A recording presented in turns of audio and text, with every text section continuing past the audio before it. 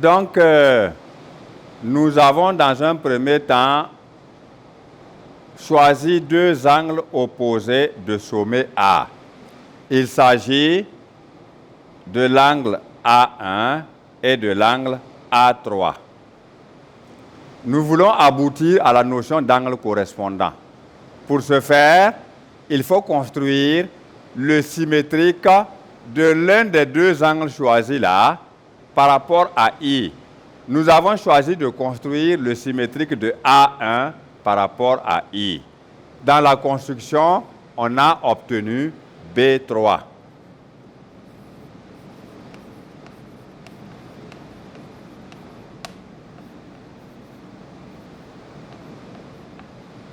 Et alors, le fait d'avoir obtenu B3, nous regardons simplement sa direction de regard. Nous voyons que cet angle-là a le même regard que l'un des deux angles opposés que nous avons choisis. Et la flèche indique le sens du regard. On se rend compte ici que l'angle de sommet A3 et l'angle de sommet B3 regardent dans la même direction. Ils ont le même sens de regard. Alors, on dit que B3 et A3 sont deux angles correspondants.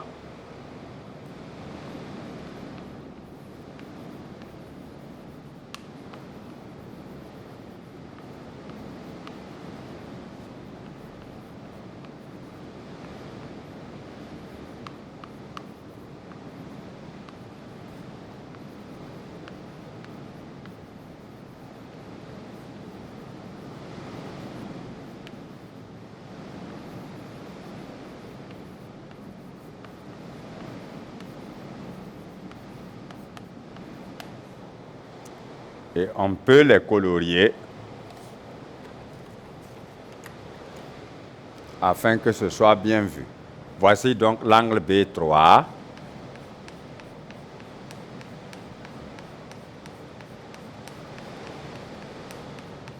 Et voici l'angle A3.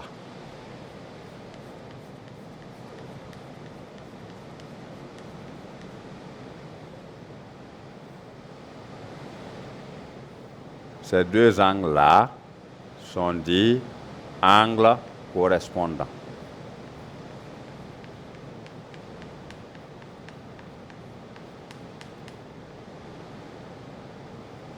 Voilà.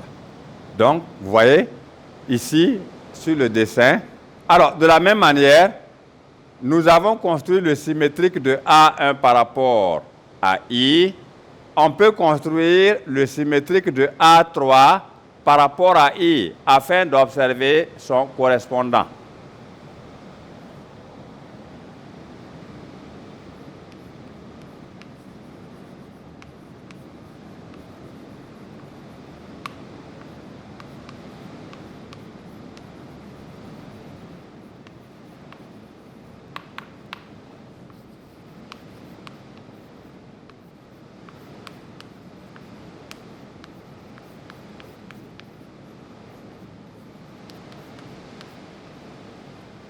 Alors, si nous prenons donc l'angle numéro 3 de sommet A et nous voulons construire son symétrique par rapport à I, nous allons avoir ici cet angle-là.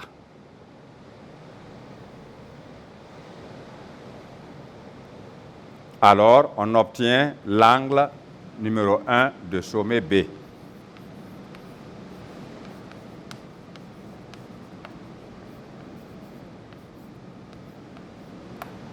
Alors, cela nous permet de conclure quant à la correspondance ici.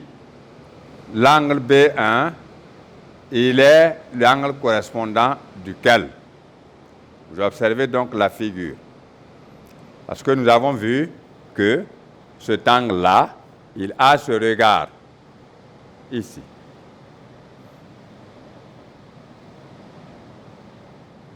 Nous avons dit l'angle A3, oui. Regarde ici.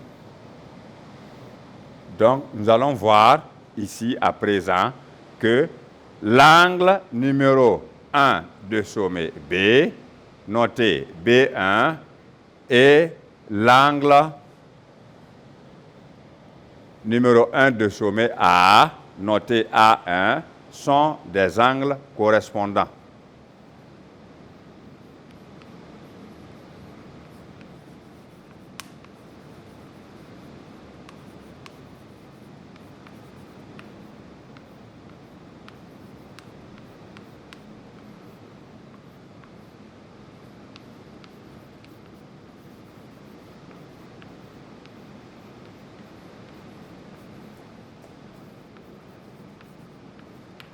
Voilà. Eux aussi, on peut les colorier autrement afin que ce soit plus distinctif.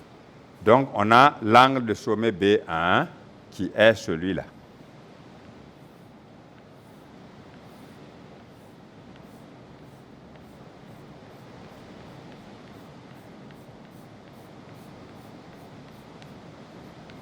Et qui forme avec l'angle de sommet A1 deux angles correspondants.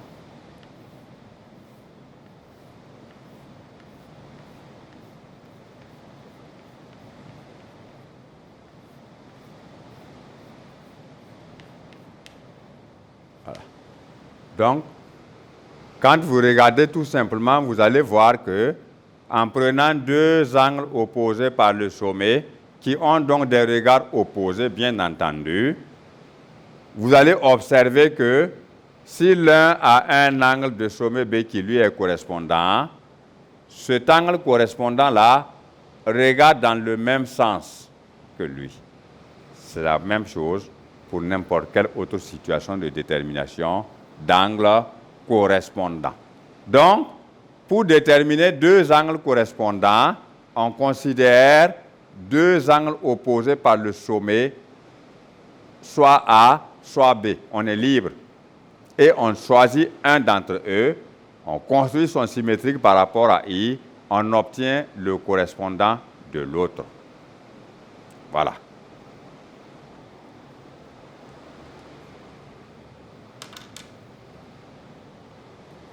Cela va paraître comme une remarque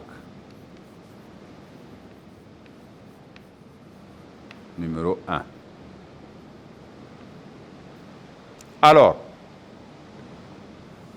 la première remarque d'abord, avant la notion d'angle correspondant, nous allons voir que deux angles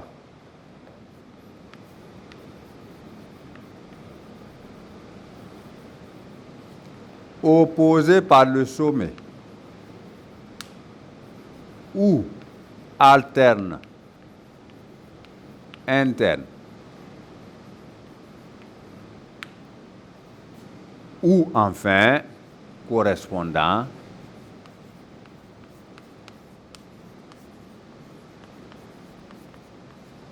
ont la même mesure.